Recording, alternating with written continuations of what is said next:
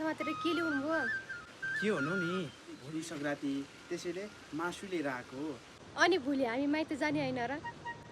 माइत यो पालि नगए पनि हुन्छ क्या, बरु 30मा जाउला, जन्माष्टमीमा जाउला, अनि दसैँमा जाउला नि।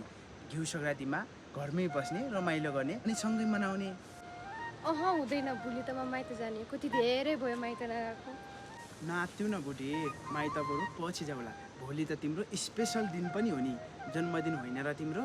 जन्मदिन बरु यति रमाइलो गरौला, मनाउला नि, बरु घुम्न जाउला, हुँदैन? ल ठिक छ, त्यसो भए भोलि मेरो स्पेसल दिन पनि हो। घुमाउन चाहिँ कहाँ लानुहुन्छ नि?